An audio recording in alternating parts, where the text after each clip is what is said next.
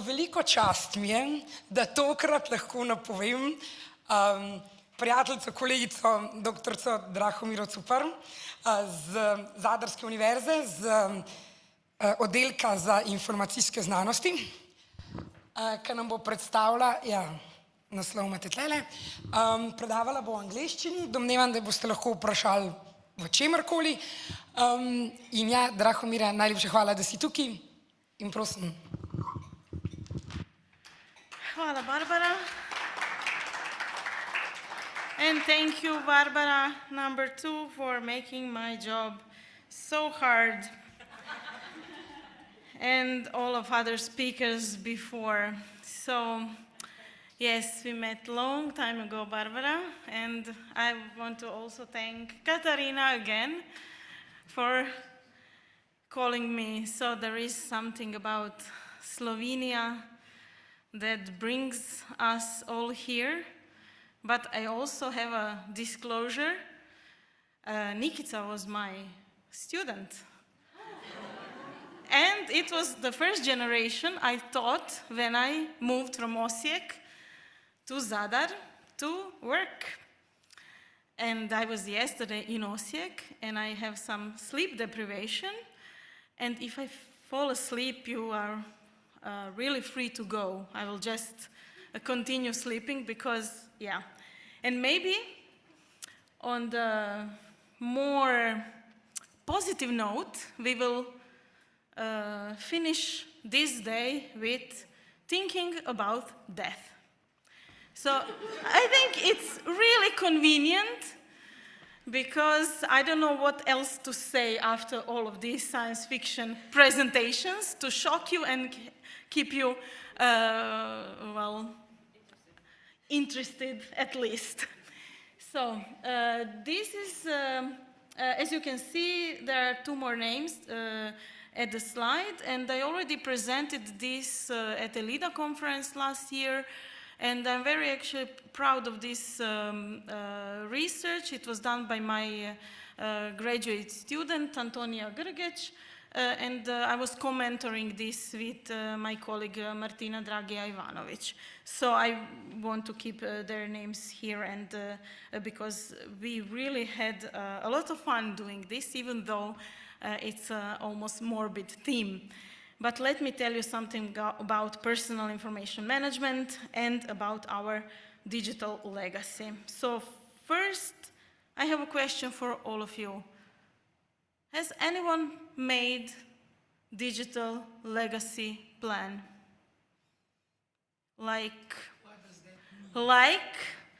Have you been thinking about what will happen to all your digital stuff after you die? Yes, so you were just thinking or doing something about it? Excellent. Are you the only one? Anyone else? Great. I'm very happy. This is like 200% more than in my last time I presented, so I'm so happy.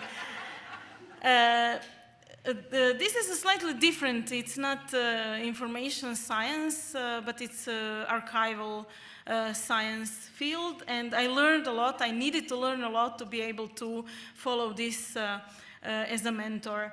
But as we all know, everything we produce, it's actually becomes digital asset, and that can become part of our digital legacy. Even though we are not considering all of these things we produce every day, every minute, every second, on all across different platforms, etc. And I actually ended up being really aware of so many things that I wasn't aware before that I'm doing online, and I'm not thinking about the data that I'm leaving, or a trail, or digital trail. So logically, we ended up researching literature about digital footprints, about digital assets, about all of the things we are doing online, and we are not actually thinking maybe properly or in a way we should be about some things. So we conducted one exploratory study in Croatia with, it was a survey we really had some issues getting people to fill in the survey, because it was like, can we talk with your, will you put your thoughts about what are you going to do with your stuff when you die? And then people are like, yeah, maybe not today. So it was really hard to get people to answer these questions, and my student was really innovative and creative about getting the data, which actually ended up being very problematic in a methodology section where we were writing a paper, of course, because we knew that we needed to elaborate why and how we collected all of these answers, because it wasn't straightforward thing. And all of you who are writing research papers, you know that methodology needs to be really clear if you're going to publish something. So we ended up collecting all of this information, but everything was actually grounded into the information management field. Personal information management field. You can find it in the literature as PIM, as I call it, in the archival science. But it's actually everywhere. In the information science, in the library science, you can find this concept of organizing things. And my PhD is actually in the field of classification and indexing, so I have a thing for organizing stuff. So this was really something which I connected with. And we were also trying to see what actually personal information management can do to support everyday activities. So this was like things that we needed to look into. And another thing that I already mentioned, this digital footprint. Lately, we have this overwhelming information coming from all over the place, and we have data detox camps, and we want to detach from digital technology, etc. But we all, even though we try hard, we do leave a really big digital footprint everywhere we go.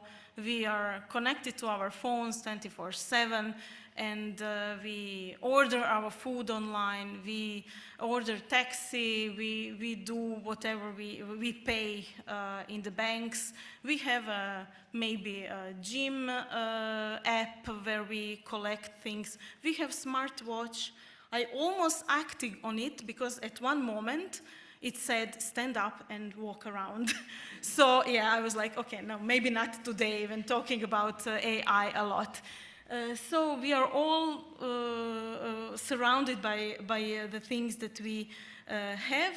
And when we were trying to do this big literature review, we tried to collect all of the types of digital assets people have or have on their possession without even thinking about it. So on this gray area, you can see what actually, this is actually a term from legislation, digital property inventory. There were some services, they collected all of these things which can be a part or become a part of your digital assets or your digital heritage. You can collect all of this, so from your emails, social networks, communication apps, or the WhatsApp or whatever, or Signal or whatever you use, cloud storage, online shopping accounts. So how many of you, I heard Temu today, so I connected with that here. We pay a lot of things online, ticketing. We buy tickets for concerts, for theater, everywhere. We have to log in, we have to put our data there, and there is a log behind it, so we are leaving our footprints.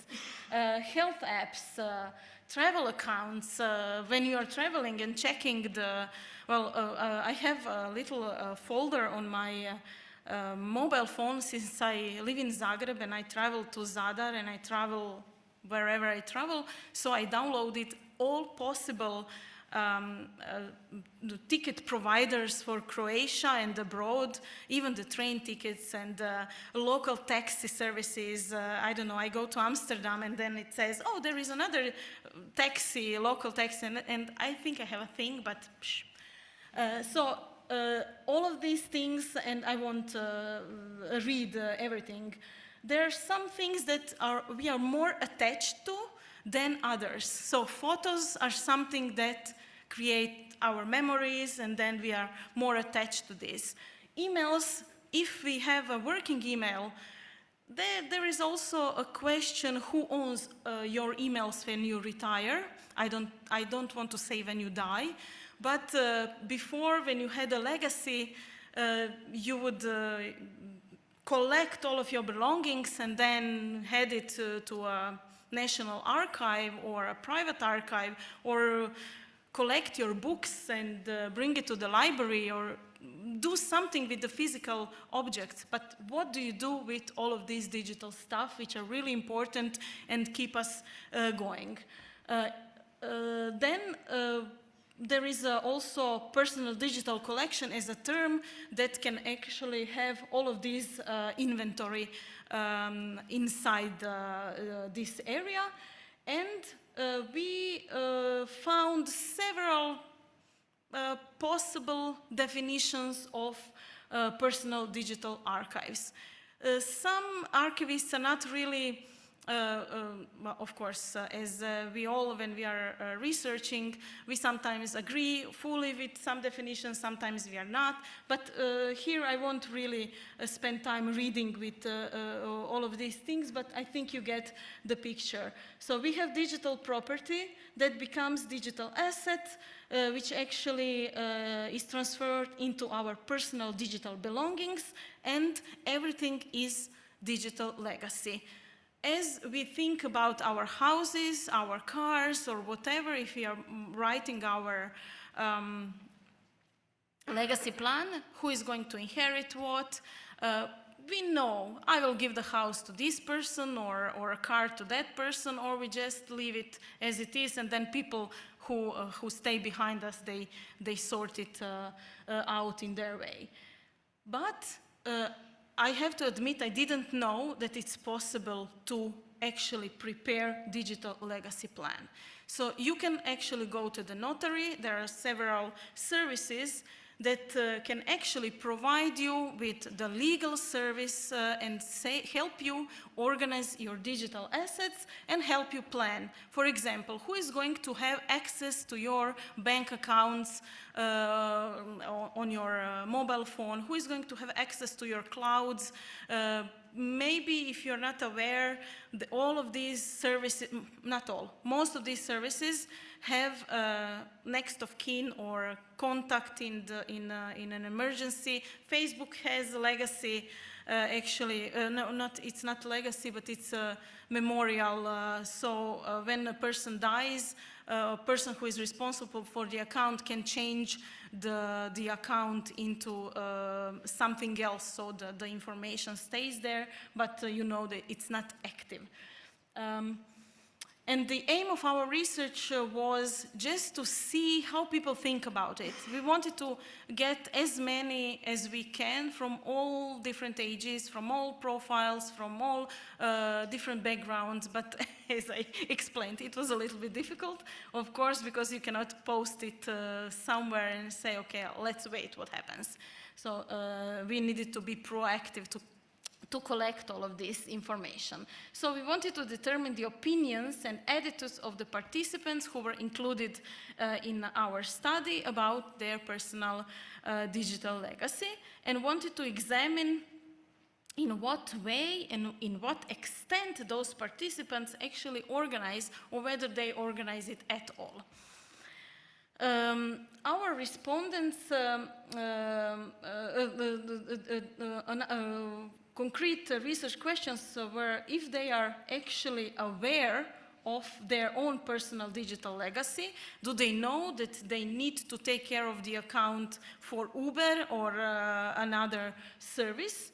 And we wanted to see in what way and to what extent they organize and preserve. I know back in the days, I collected everything in little folders, named everything, when we were in Paris, in London, in blah, blah, blah. And at some point, everything went to the cloud and Google took over. And I said, oh, there are memories and I will find it easily, but no, it's not easy, of course. But when you want to say that photos would be nice to have for the family to inherit, then you have to take care of it. Our respondent rate was 229, and we analyzed it descriptively, and we had several open questions, and we wanted to see, so 2 open questions and 32 closed questions, so it was rather big because it was trying to collect as much information as we could. And we put the questions in 3 categories. So general information, as it's always part of the survey, usage and creation of digital content, and attitudes, opinions about digital legacy, action, and habits. As expected, we had 178 female and 51 male. We didn't open a 3rd category, so maybe we would need to rethink it if we do it again for the gender. So out of all of our respondents, they were mostly between 18 and 25, so rather young people. We had 100 people between 26 and 35, and that was a problem in our survey because we couldn't analyze the data in the same way. So we had overwhelming number of those in between 26 and 35. We had only 1 person over 60 years of age, so we couldn't do anything with that data. Only 5 over 55. So we were really splitting the age difference, but it was really hard. So next time we need to rethink our methods. This is the table I extracted, the graph I extracted, only to see what type of platforms and services respondents marked as the most used. And after we created this graph, then something was weird for us, and then we noticed we didn't put it in the order, so we know how much, which one is the best, but the most represented. But you can see the numbers and percentages. So internet and communication apps such as WhatsApp and Viber. Maybe you can also think whether you are having all of these apps and what are you doing with it during my presentation. For example, I was a little bit surprised with the productivity tools. So things that help you organize yourself are really represented here. Entertainment and streaming accounts. What happens with the Netflix account? Is it part of the legacy? Will someone close it? Will someone take it? Etc. Dating apps, that was also something interesting. And some of the tools for classroom. There were, but it was only 1 person who was probably a teacher or someone who is doing a lot, or a librarian who is doing a lot of quizzes, etc. And then we had also 1 family link, so not people with small children regulating the screen time. So these are the percentages of the usage and creation of digital content.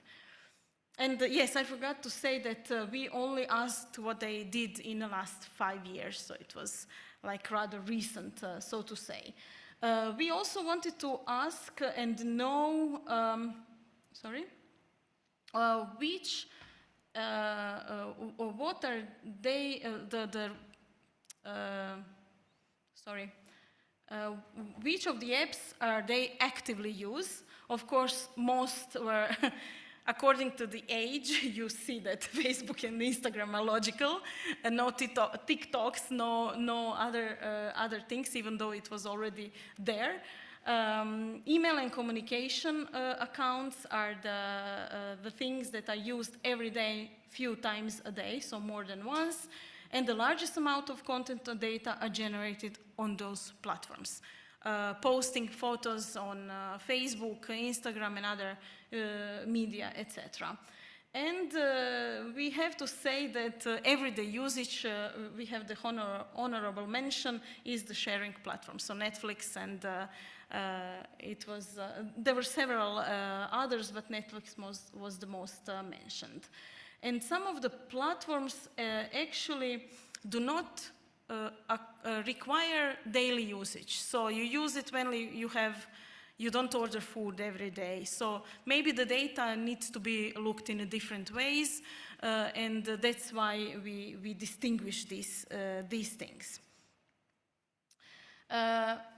Another question was about deactivation.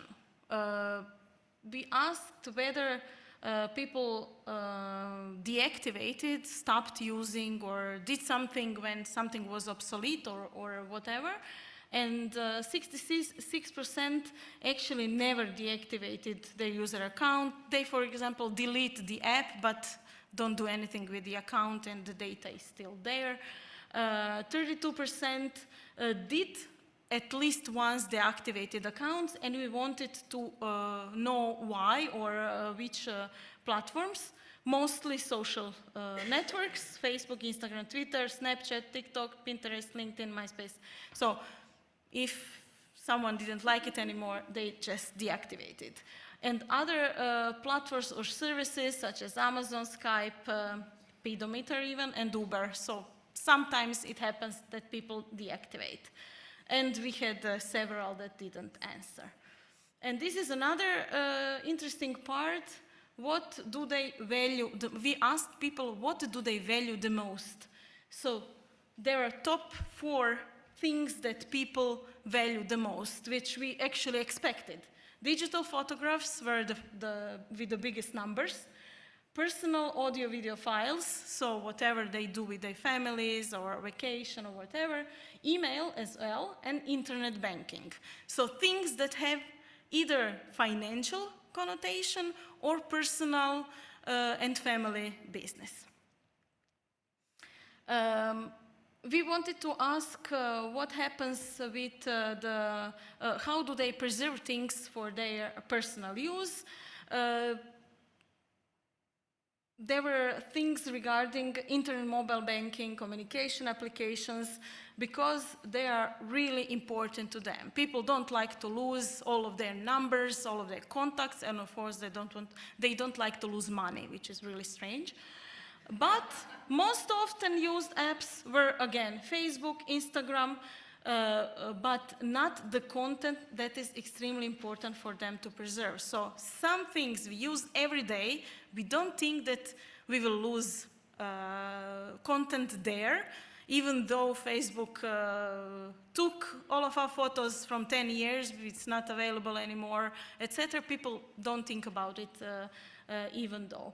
And the last question was what they want to preserve for their future heirs. So these are actually mostly personal and financial connotations with the items.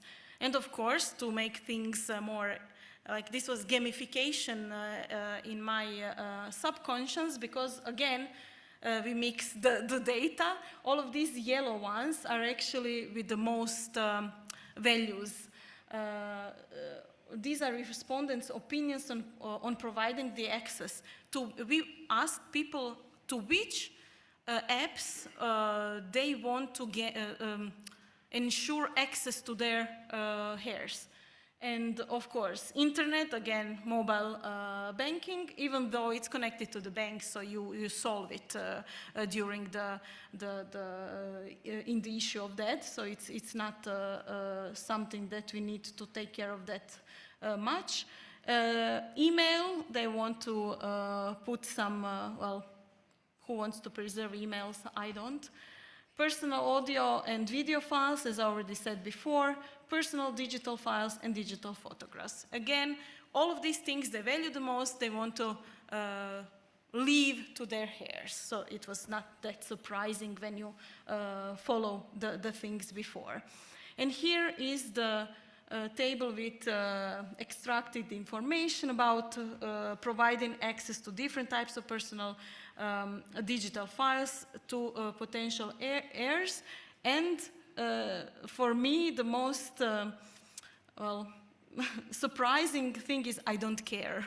So I don't care what happens with my digital photos, digital files. They're not big numbers, but they're significant when you extract them from the things.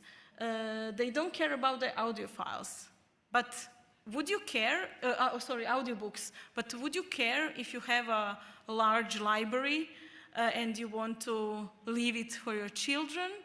You would probably have like more attachment to the physical objects than to the audio books. I would leave my audiobooks to someone because I really love audiobooks. So yeah, these are really interesting things. So as a result, we also asked whether they have ever heard about the possibility of making a plan. And 95% answered no. 11 respondents actually said yes regarding their plans for preservation, but most of them actually didn't finish they didn't go through with the plan. Maybe they put next of kin in the Facebook or in Gmail so someone can access after they lose access. What we concluded, I have to say that it was expected in a way. We know that people are not really thinking. Death is still a really big taboo in our society, especially when you openly discuss, what do you want me to do with my photos when I die? So it's a kind of strange still. But we are very happy that people responded positively in a way that they will start to think about these things because now they see how fragile their data is if they don't consider saving, at least buying a big terabyte or several terabytes external disk, at least something to have. And then most of them, even though they don't have the legacy plan, they were like, well, maybe they said that because they wanted to make us feel good. After like 36 questions, they said, okay, I will think about it, but who knows? We would need to go further. As I said, with all of these limitations of the study, I still think it's valuable insight. We got valuable insights about these things, and we could easily move forward or maybe focus on a different type of participants, respondents, and find maybe new questions, maybe concrete questions, more concrete questions, and see how things go. So as I said, we published this paper. It's under the paywall, but I would be really happy to send you a copy. Legally gained copy. Yes, this is the QR code to the website of the Proceedings for LIDA. And this is all from me. Thank you very much. Hvala na pažnji. And if you have any questions, not about the death, but about the survey, I'm happy that I'm still alive. Didn't fall asleep, so it's something for me. Drahomira, thank you very much for your presentation.